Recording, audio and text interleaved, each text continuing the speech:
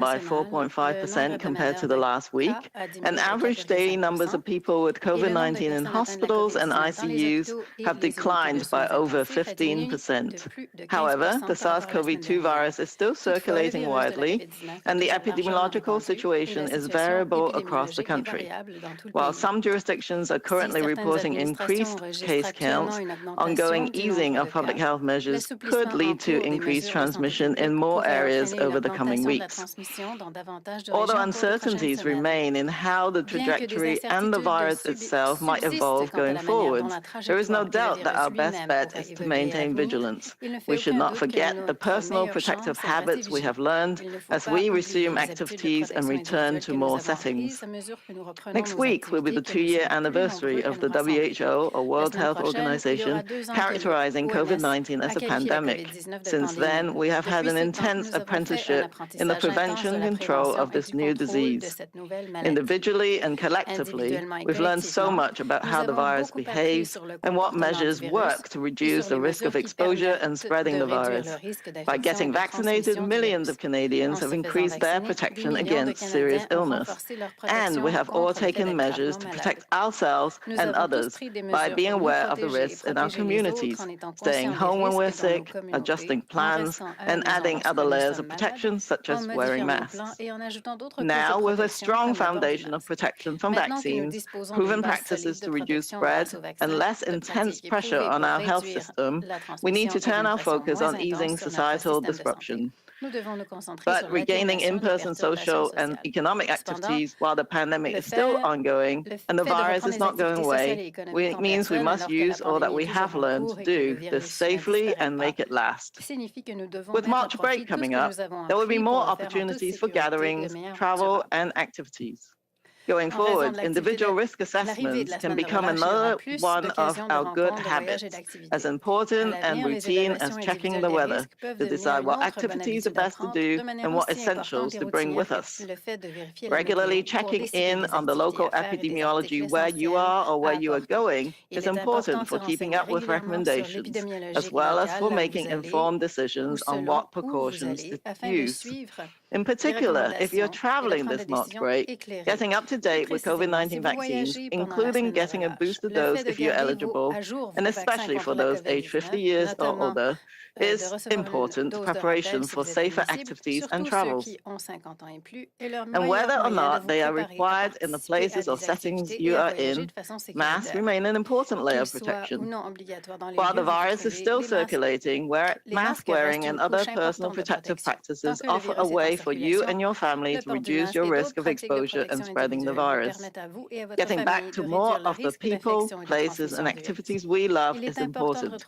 This is a time of recovery, as well as time to address the broader impacts of the pandemic, while being ready to respond to future potentially severe waves.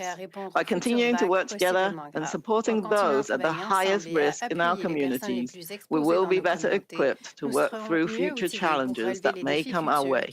Thank you. Merci. Miigwech. Bonjour à toutes et à tous.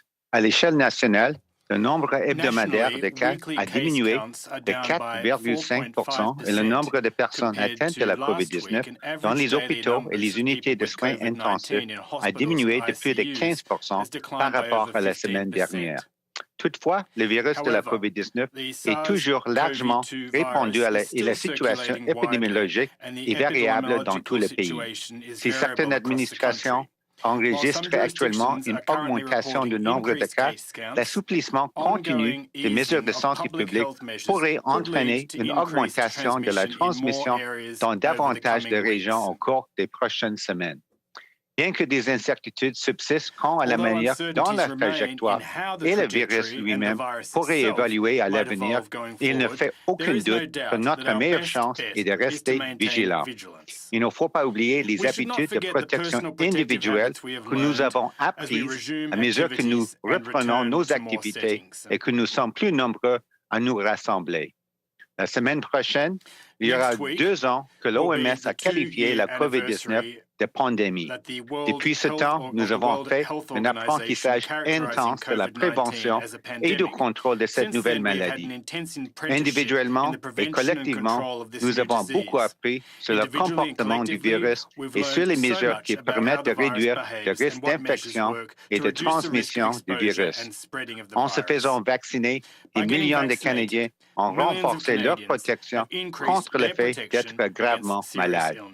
Nous avons tout pris des mesures pour nous protéger et protéger les autres en étant conscients des risques dans nos communautés, en restant à la maison lorsque nous sommes malades, en modifiant nos plans et en ajoutant d'autres couches de protection comme le port de masque.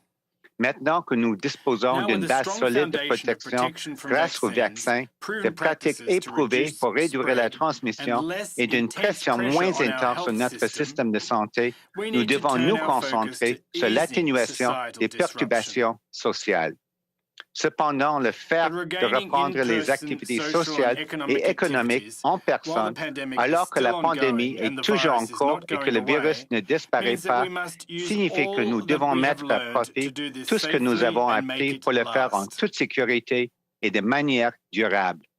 En raison de l'arrivée de la semaine de relâche, il y aura plus d'occasions de rencontres, de voyages et d'activités.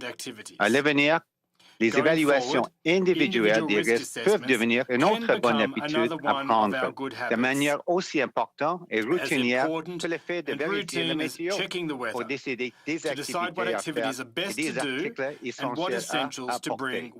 Il est important de se renseigner régulièrement sur l'épidémiologie locale là où vous vous trouvez ou selon où vous allez, afin de suivre les recommandations et de prendre des décisions éclairées sur les précautions à prendre. Plus précisément, si vous voyagez pendant la semaine de relâche, le fait de garder à jour vos vaccins contre la COVID-19, notamment de recevoir une dose de rappel si vous êtes admissible, surtout ceux qui ont 50 ans et plus, est le meilleur moyen de vous préparer à participer à des activités et à voyager de façon sécuritaire. Qu'il soit ou non obligatoire dans les lieux où vous vous trouvez, les masques restent une couche importante de protection. Tant que le virus est en circulation, le port de masque et d'autres pratiques de protection individuelle vous permettent à vous et à votre famille de réduire le risque d'infection et de transmission du virus. Il est important de retrouver les personnes, les lieux et les activités que nous aimons. Il s'agit d'une période de rétablissement et pour prendre le temps de faire face aux répercussions plus vastes de la pandémie, tout en étant prêt à répondre aux futures vagues possiblement graves. En continuant à travailler ensemble et à appuyer les personnes les plus exposées dans nos communautés, nous serons mieux outillés pour relever les défis futurs qui pourraient se poser. Merci. Thank you. Miigwech. Thank you, doctors, for that. The doctors have quite a bit of time with us today, so I'll try to get through everyone as quickly as we can. So remember, it's one question, one follow-up, and we're going to start with Adam Hurras from the New Brunswick Telegraph-Journal.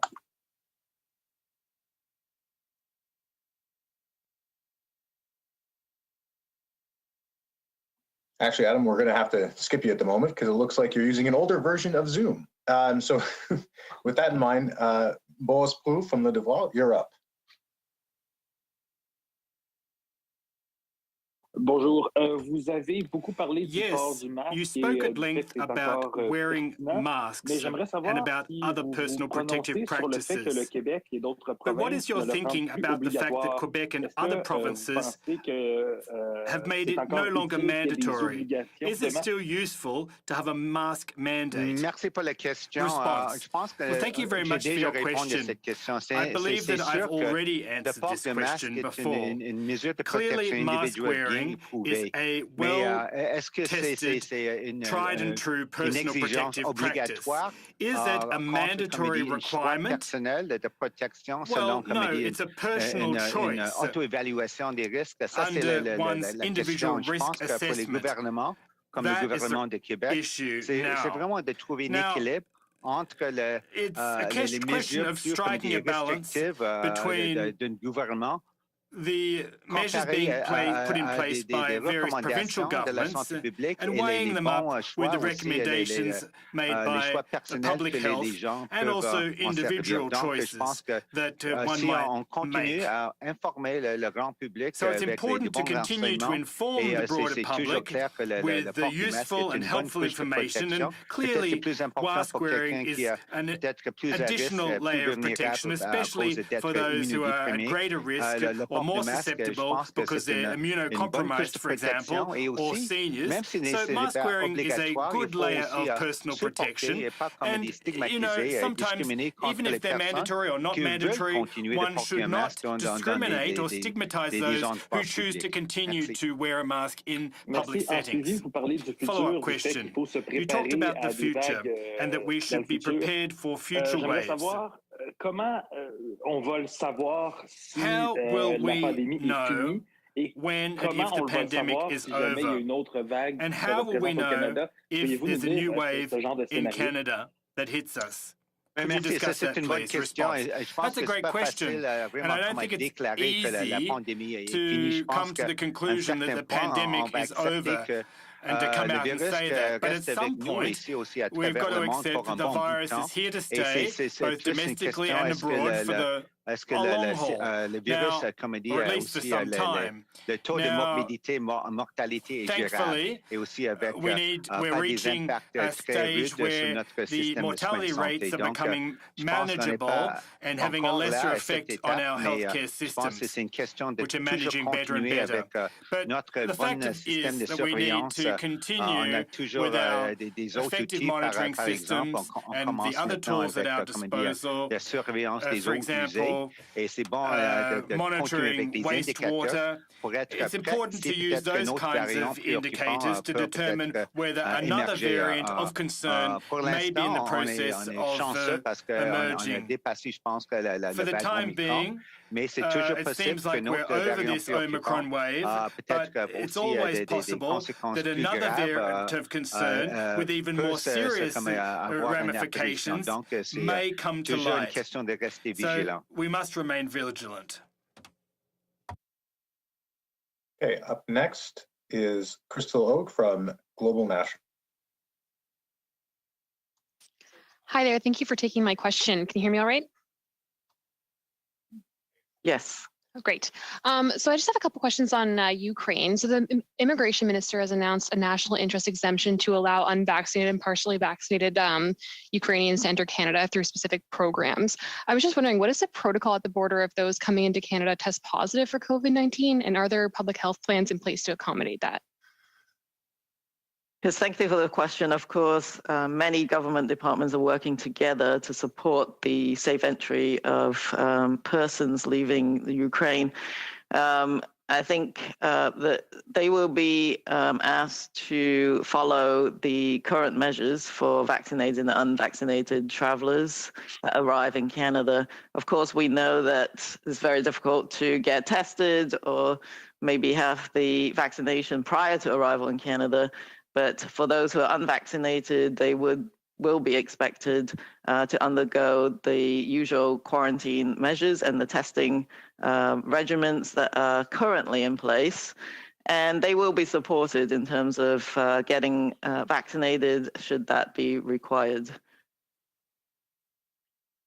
And as a follow-up, so Ukraine has a relatively low COVID-19 vaccination rate. Are there any new measures or programs that are going to be introduced for refugees who would like to be vaccinated within Canada? Well, I think the programs already exist, and the provinces as well as the federal government are all very supportive. Anyone who isn't vaccinated with the current list of vaccines approved by Health Canada or those listed by the WHO are all supported in the provinces and territories to get additional doses as well.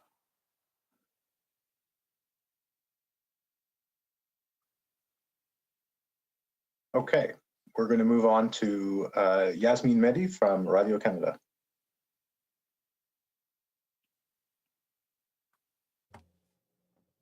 Est-ce que vous m'entendez? Bonjour. Can you hear me? Oui. Yes, Excellent. we can. J'aimerais faire un petit suivi sur la Just a quick question follow-up des masques. Là, on the vous disiez, issue bon, of mask wearing. dans certaines provinces, ça sera plus You said that in obligatoire. some On dit que ça va provinces devenir it's no un choix longer mandatory personnel. and it'll become a Je me personal demande, choice. vous, personnellement, allez-vous Personally continuer à le speaking, porter si are ce n'est you going plus to continue nécessaire to en wear a Ontario mask if dans it's 2 no longer semaines? Ou est-ce mandatory que in vous pensez Ontario que in ce 2 sera weeks' trop tôt? time? Ce sera quoi votre choix Do you think it's personnel? going to be too soon to stop wearing a mask? What will your personal Merci pour la choice be? question. Well, thank you Je very pense much que for the c'est toujours question. une question de You faire know, comme une auto-évaluation it's aussi all about avec une performing seule one's own tolérance de individual risque. risk Pour moi, assessment and personnellement, determining c'est one's toujours aussi own une risk question de regarder c'est threshold, quoi what one's l'épidémiologie de comfortable la with. COVID-19. It's important Et to pour moi, c'est look ici à at Ottawa. the J'habite ici à regional Ottawa. Et epidemiology je pense of que pour l'instant, COVID-19, pour and in my peut-être un bout case, de that temps, would moi, be je peux in the continuer à Ottawa porter region. une masque So, si at least for je my sors de part, la I'm maison, going to si je continue rentre dans to wear des a espaces clos mask dans for les some time magasins parce coming, que maintenant, avec les especially in magasins, enclosed même les places événements, such as je shops, pense que c'est à pleine stores, capacité. even Donc, at events je pense que that pour moi, returning personnellement, to full peut-être pour capacity. So, gérer personally les risques, parce que speaking, aussi, même as a moi, je way suis of comme managing risk, entièrement I'll continue vacciné. to wear a Aussi, j'ai mask. reçu I'm fully la vaccinated. dose de rappel, I've mais also je peux been aussi boosted, vous dire so que to speak. je suis aussi But I'm also vieux, je prepared suis to une say personne plus here âgée, plus de that 50 ans, I'm donc over c'est 50. important pour And so it's moi-même important peut-être for de me, continuer perhaps, to d'utiliser toutes les continue couches de to protection err on the disponibles. side of caution and use every layer of Et personal ensuite, je veux vous protection entendre par possible. rapport à Follow cette up. étude qui a été faite What auprès about d'enfants à New the York sur study on l'efficacité children du in vaccin New Pfizer York face à about the Omicron? On effectiveness apprend of the que la Pfizer protection vaccine contre against l'infection Omicron? chute de 12% Apparently, pour there's les been a 5 drop à of 11 ans. 12% for Évidemment, il y a quand même une protection contre la 5 maladie to grave et 11 l'hospitalisation, mais quand même 12%, c'est pas énorme. year-olds. Est-ce que vous étiez That's a surpris par huge ces résultats? Puis drop. qu'est-ce que ça Were you pourrait vouloir dire surprised pour by le these Canada? results? And what can that mean Oui, here at home in c'est Canada important de continuer à for suivre us? les résultats Response. des essais Well, it's cliniques, going to be important tout to ça continue to avec follow les vaccins. the Et findings je of pense que clinical oui, studies and trials on je suis the sûr que Santé vaccines. Canada, And I'm absolutely sure that Health ils Canada suivent aussi la is situation. Et ici, following on the a, comme situation dit, very une closely. soumission et c'était toujours important de comme dit, analyser des données probantes, Of course, it's les important données to soumises. analyse the C'est vraiment pour scientific le data régulateur on an ongoing basis, faire leur and the propre onus analyse is on the regulators to undertake their own analysis with a view to either improving or not improving certain vaccines. But for the time being, I believe that in the case of the vaccines that are already available in Canada, pour tout le monde de 5 ans et plus, ça c'est pas mal et je pense que s'il faut continuer avec nos efforts d'augmenter la couverture vaccinale, mais oui, c'est sûr, on continue de suivre la science aussi, qu'est-ce qui se passe we need to continue to follow the science closely, especially the clinical trials for children under 5 years of age. Maybe I can just tack onto that answer. Aussi, we're talking about a small, it wasn't a very large study. And Pfizer is in the process of undertaking a clinical trial for booster doses for children between the ages of 5 and 11. And we'll perhaps get our hands on those results pretty soon. Just a reminder, if anybody wants to have a question, please use the raise hand function so I can add you to my list. If you already have your hand up, you are there. But if you have not done so yet and you would like a question, just please do so. With that in mind, up next is Mia Rabson from the Canadian. Yeah, good afternoon. I'm wondering, Dr. Tam, if you could talk a little bit about how much we know about sort of the natural spread of COVID-19 at this point, how many people have actually had it, given that we haven't really been testing that widely in the last few months, and whether or not that combined with vaccines and the high rates of vaccines we're seeing does give any sense of herd immunity at this point. Yes, I think we are still waiting for some studies. You've seen of what we call seroprevalence studies. So they measure, they sample the population and measure the antibody levels using a number of different kind of tests to detect antibodies against different proteins, the spike protein and other proteins of the virus. And you can tell the difference between those who got the immunity, perhaps as a result of vaccination only, or also as a result of infection. We don't have that many of those at this point for the post-Omicron situation. So we will be looking at that very closely. But there are some individual studies, for example, in the Montreal area for children and others that are being reviewed at the moment. And there has certainly been quite a large proportion of individuals who actually had the infection during the Omicron wave. And I do think that if it's Omicron that's circulating in the next months, we have a very good level of protection in the community, particularly with boosters, protecting against severe outcomes. But if there's a variant that's very different to Omicron, then that's a different story, and we'll have to evaluate the risk of any vaccine evasive variants. So there is no such a thing as a sort of threshold, as it were, for herd immunity at the moment, but I think the level of protection in the community has got to have significantly risen in the last months with increased vaccine coverage and the infection. And that's the same globally as well.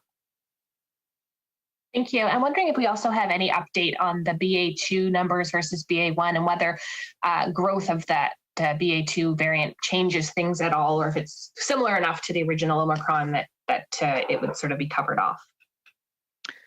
Yes, so in terms of our understanding of the characteristics of the BA2, which is essentially a relative of the Omicron BA1 variant, although there's quite a few differences in the mutations, what the global evidence base has shown is that this is a variant that can be more transmissible, potentially, but there's no conclusive information to say that it causes any more severe outcomes. So that's good news. And the data to this date suggests that the vaccine protection is similar between the two, although there's a few studies that suggest maybe a slight increase in immune evasion from the BA2, but essentially still getting the vaccine is very important, even against BA2 and against severe outcomes. What we're seeing with the Canadian data is that there's been increasing proportion of the identification of BA2 in our population. So at the moment, vast majority are still BA1, or what we call BA 1.1, and roughly 10% are BA2. That's not the same across the country. There are provinces where that proportion is higher, but that's about where things stand at the moment domestically. In our international monitoring through the sampling of travelers, we're detecting a higher level at about 20% of the proportions of travelers with Omicron has the BA2 variant. Okay, moving on, we're going to go. I want to make sure that everybody gets a first chance before we move into potentially second round of questions. With that in mind, we're going to move next to Simon Bourassa with Nouveau Info. Oui, bonjour. Yes, good afternoon. Madame Tam, répéter votre Dr. Tam, could you please repeat your answer to my colleague Mia Rabson concerning the BA2, BA1 variants? Dr. Tam, tu veux peut-être moi aussi? Dr. Tam, I can step in and if you wish. Allez-y. Go ahead, please feel free. Alors, c'est Dr. New. Well, this is Dr. New here. Peut-être je peux résumer. If I could just sum up Dr. Tam's answer, I don't know if you want the figures. Je voudrais savoir principalement, est-ce qu'on s'inquiète toujours de la prolifération de ce variant-là? Should we still be concerned about the proliferation of that variant? And what is the public health doing to monitor the development of that variant? Dr. Tam est prêt à me corriger. Thank you very much. Well, I can stand corrected by Dr. Tam here, but at this juncture, BA2 seems to be very much like the BA1 variant. It's a second cousin, if you will. If you look closely at its defining characteristics, it does strike as being a tad more transmissible. But if you look at the issue of serious consequences, c'est pas mal différent comparé à la BA1. Donc, c'est quelque chose à suivre au fur et à mesure. Avec notre surveillance, on voit que la plupart des cas identifiés ici au Canada, c'est encore pour l'Omicron, c'est le BA1, mais environ, je pense que c'est 10%, c'est maintenant BA1. Mais c'est pas comme dire pareil partout au pays, parce que je pense dans quelques provinces, notamment Alberta, la proportion de BA2, c'est beaucoup plus haut que peut-être les autres provinces. C'est quelque chose qu'on continue à suivre et avec notre système, même à la frontière, on voit que peut-être le taux de positivité, c'est même un peu plus élevé, c'est peut-être environ 20% parmi les voyageurs qui arrivent à nos frontières, qui ont un test positif pour le end up with a positive test for the BA2 Omicron variant. Thank you very much, Dr. New. Follow-up question. I can understand that you're trying to make Canadians take care of themselves personally by performing individual risk assessments for themselves. But between the two of us, would you recommend that Canadians avoid travel, whether be it domestically or abroad? What do you think? Should we be allowing them the choice to make their own decisions? Response. Well, we need to continuously monitor epidemiological situation both here in Canada and abroad. But Canada has changed its advice regarding travel for all Canadians. It used to be avoid all non-essential travel abroad, but now it's more of a recommendation. Vous voulez aller à l'étranger. Pour moi, personnellement, je pense que c'est encore une question de faire une évaluation des risques individuels. Si on est peut-être quelqu'un plus âgé, peut-être avec des autres conditions sous-jacentes, c'est peut-être plus un risque pour voyager à l'étranger. Mais ça dépend aussi à quel pays, c'est quelle destination. Donc, beaucoup de facteurs, mais chose que je peux vous dire que moi, je pense que tout le monde à moi-même, je pense qu'il y a beaucoup de Canadiens, peut-être que maintenant c'est le temps peut-être prendre un voyage peut-être au sud avec la semaine de relâche, mais si je peux vivre quelque chose south to a warmer destination during the break week. Assurer que tout le monde est adapté avec les vaccinations. Tout le monde est admissible avec au moins les 2 doses et aussi une dose de rappel. On a déjà dit particulièrement pour les personnes plus âgées, 50 ans et plus. Et aussi, comment dire, rester confiant et peut-être utiliser toutes les couches de protection. Canadians should continue to use all additional layers of protection at their disposal. Mask wearing is an additional layer of protection, which can give Canadians a certain level of confidence when they choose to engage in activities both indoors and outdoors and travel abroad. But regardless of whether or not mask wearing is mandatory in the destination of choice, but the fact of the matter is that Canadians, it's time now to give Canadians the opportunity to take personal responsibility and to make their own choices in terms of risk management, both in terms of exposure to COVID-19 and whether it comes to traveling and engaging activities or not. Okay, next up, Nick Boer from CBC.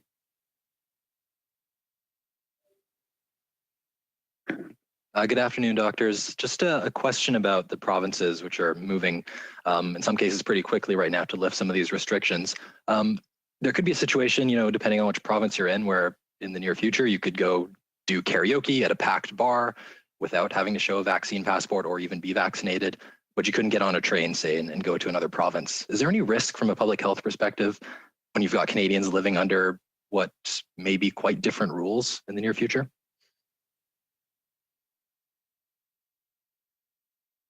I think there is different epidemiology in different jurisdictions. So I do think that following local public health advice and watching what that forecast, if you like, of activity is in the local jurisdiction But when you're talking about interprovincial transportation, that's slightly different. And maybe you're traveling across Canada from one spot that's a hotspot to another spot that has very little activity. So I think that kind of risk assessment still has to be undertaken.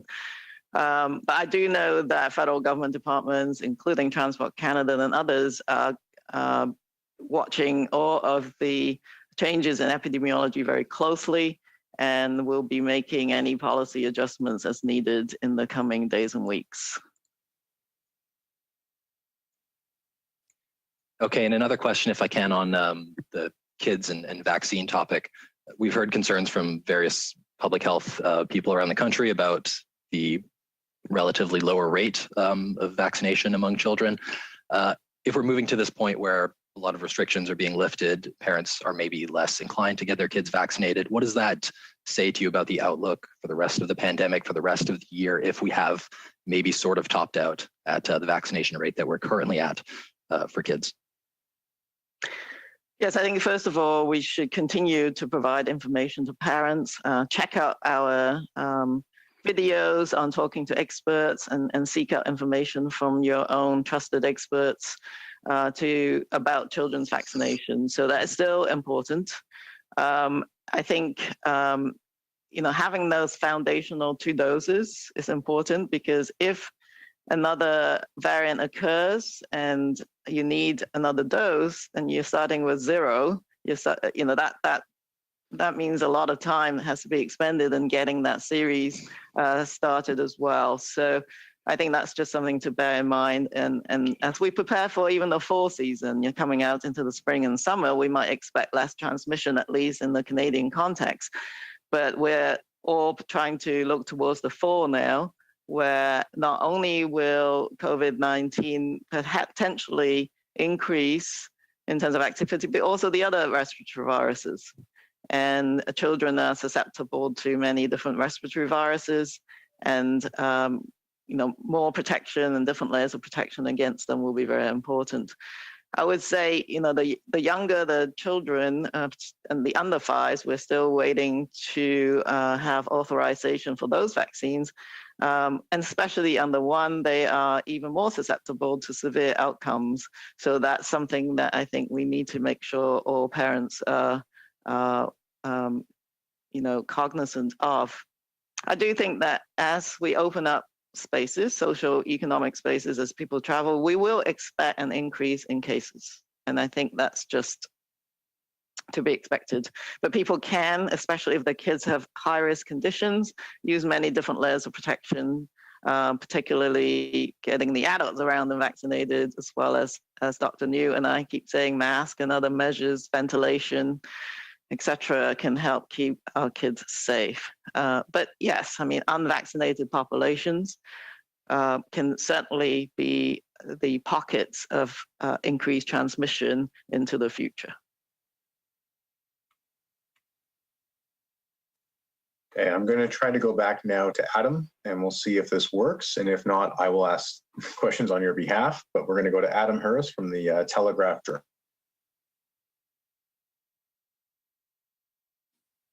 Thanks, Jordan. Good afternoon. Thanks for taking our questions. The federal government's still providing millions of rapid tests to the provinces, but I was just wondering if there comes a time when widespread testing will be phased out, or if that's something that could be continuing for years.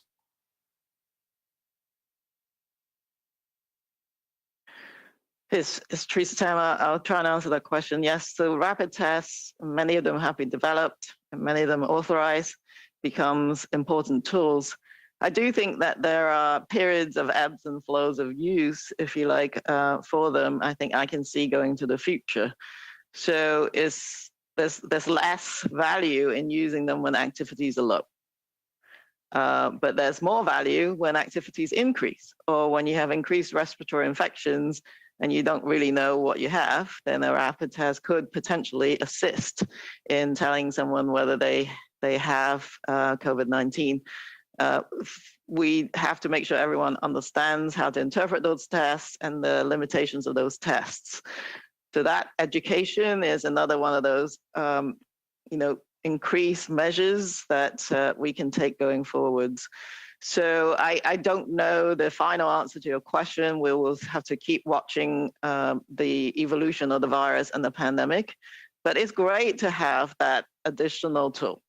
And we can flexibly use it into the future if we have to, even if we're not doing more regular testing. And with provinces lifting restrictions, does testing regimes become more important in the interim or not?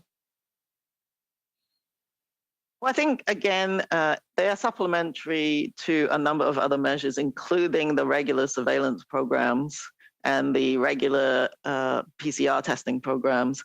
But I think they are very useful if someone has symptoms and you don't know what it is, and you're opening up society and someone has symptoms, then I think the rapid test could be valuable under those circumstances. You've seen provinces now beginning to adapt their testing strategies. Nova Scotia, for instance, is now able to follow up with PCR confirmatory tests even after a rapid test because the numbers have come down a bit.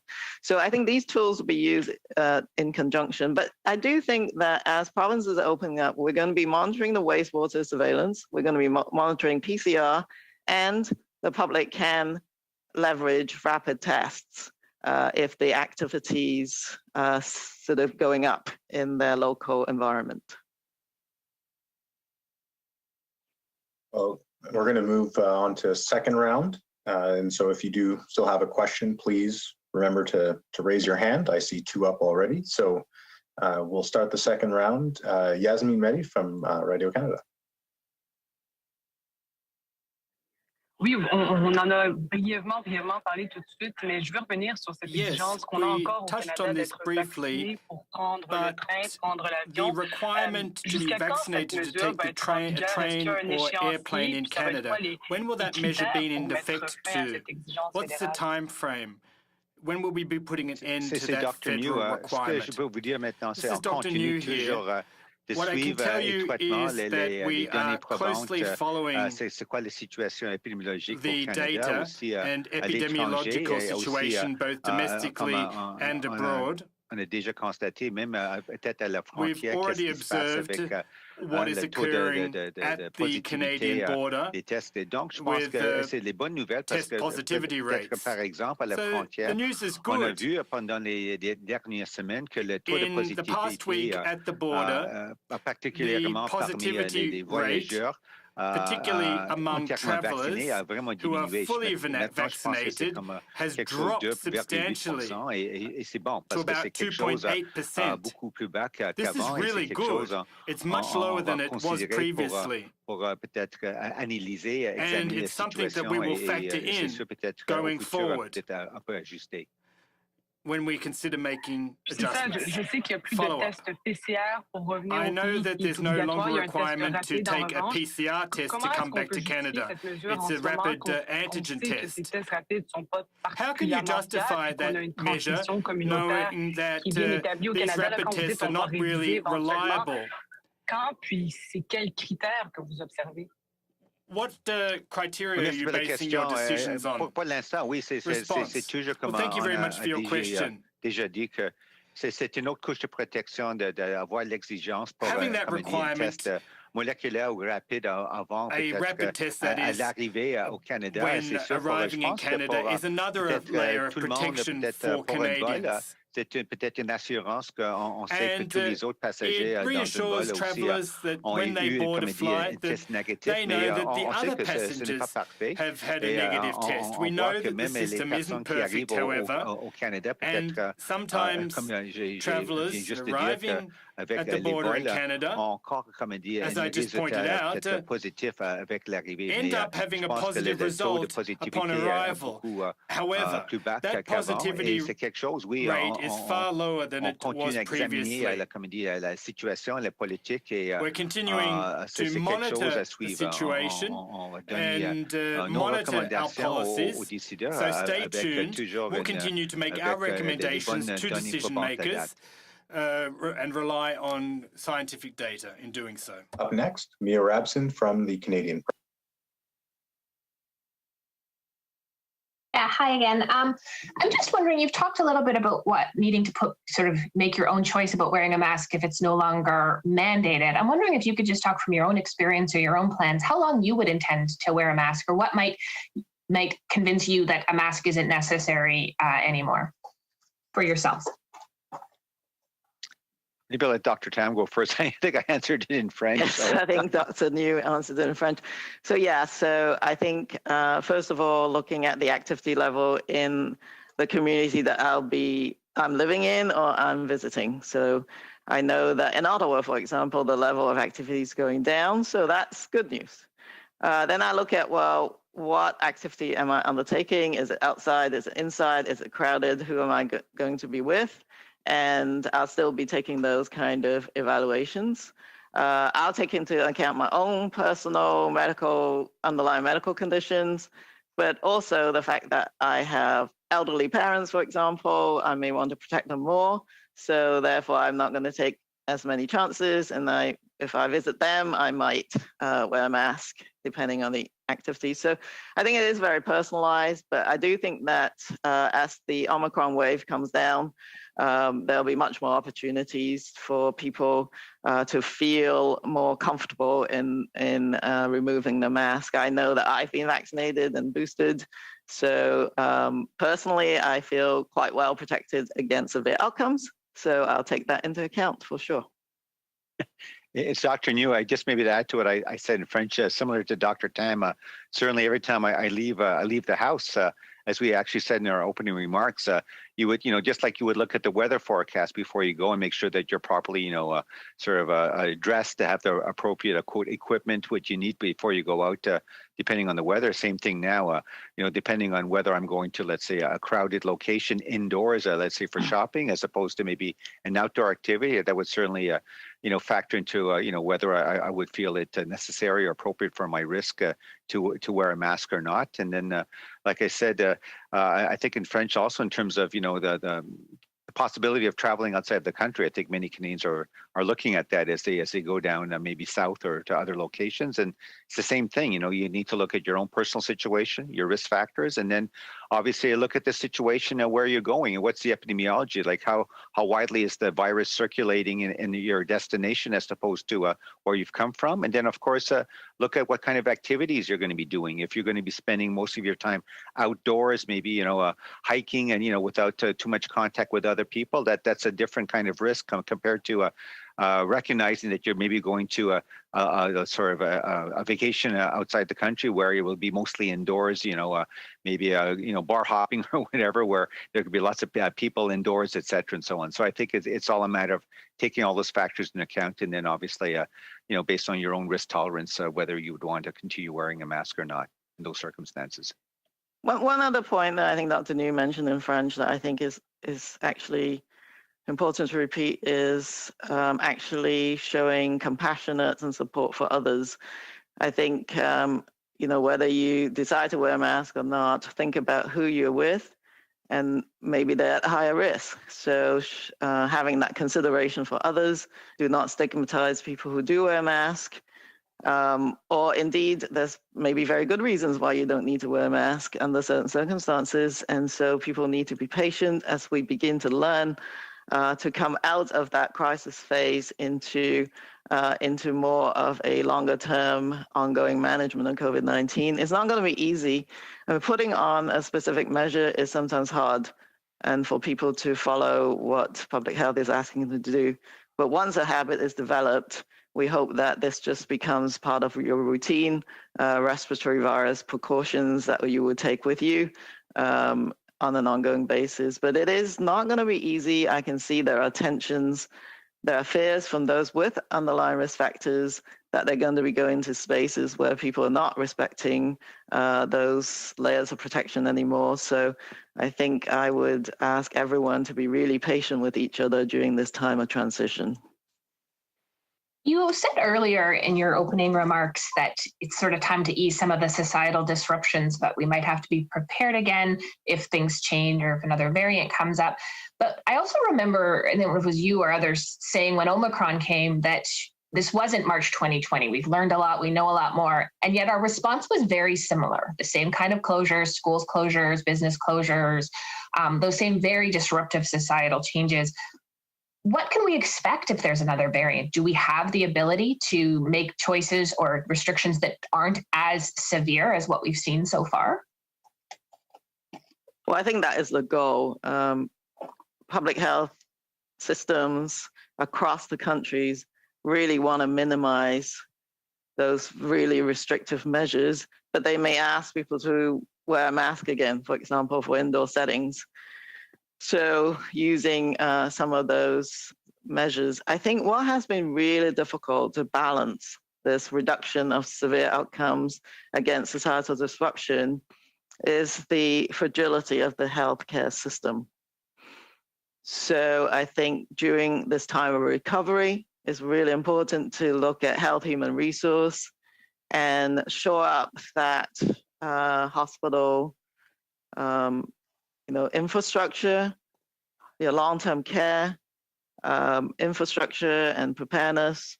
Of course, the public health system itself needs to recover as well. But it was really difficult because of hospitals filling up again and the concern that maybe ICUs will. It just so happens Omicron has less severe impacts, and we've been more vaccinated. But I do think we've got more treatment options now. We've got vaccines, and we will know more what to do with different kinds of boosters. And we have rapid tests, which even at the beginning of the Omicron wave wasn't that widely deployed, but it escalated. And so I think with all of those measures and understanding viral transmission, wearing a mask, ventilation, etc., we've got to be able to go into the fall and winter season, or indeed the next wave, if it should come in between, with much more ability to respond without those really severe restrictions. That is the goal, but we still need to be flexible with the suite of measures should it become necessary. And it's very different, for example, I think in different areas of Canada where the healthcare system capacity may differ. And that's why I think you saw, even right at the beginning, some of the smaller jurisdictions taking more measures because they simply can't afford to have a rapid escalation in their health care system impacts. So it is very difficult, but I am optimistic, and we work with the provinces to see if we couldn't, make sure that balance is maintained and improved upon. I know we've gone through 2 rounds. I, as moderator, I'm going to use my privilege here to ask a question too, just to follow up on something you just said, Dr. Tam, which is shoring up the healthcare system. I'm wondering if you can elaborate a bit about how much has been done to do that, maybe in the 2 years, as you point out, since we've entered this pandemic, but also maybe how much more still needs to be done in your mind before we could say mission accomplished. Yes, and that is, of course, quite a big question, which the decision makers need to grapple with. I do know that a lot of work is being done right now to look at the strengthening of healthcare systems in many ways. I think the biggest need is in the health human resource, particularly when the health teams are so exhausted. And so I think there are many different avenues of exploration. And I'm not really the lead on the healthcare system, so I'm going to have to point you back towards Health Canada and the minister himself, maybe, to take those questions. But we have learned quite a lot. One is, I think, looking at the surge capacity requirements. I really feel that the partnership with the Canadian Red Cross, for example, has been particularly important. They played a really big role in providing surge as needed, but there's a finite number even of that resource. The federal government itself provided our own staff to some of these situations. And as you can appreciate, the Canadian Armed Forces cannot just keep surging. They've got many other priorities, as you've seen globally with different activities right now that's taking up their area of focus. So training requirements, looking at licensures with the regulatory bodies across the country on really making sure that we've considered how we leverage international graduates and credentialing different health professionals in that area. All of these come into play, I think. And this is a subject that is of great importance, but I might not be the most knowledgeable about that. The other thing is virtual care has become a real reality and was boosted during the pandemic. So knowing how to best use that for going forwards, I think would be very important as well. Thank you for that. We still have just a few minutes, and I know there's only a few people left on the line. So if anybody has one final question, you can use the raise hand function, and I will squeeze you in now. Seeing none, I think we can wrap up for today. Dr. Tam, Dr. New, thank you very much for your time as always. Thank you to everyone for joining us. That concludes today's press conference. Thank you. Thank you, merci. Bon fin de semaine. Enjoy your weekend.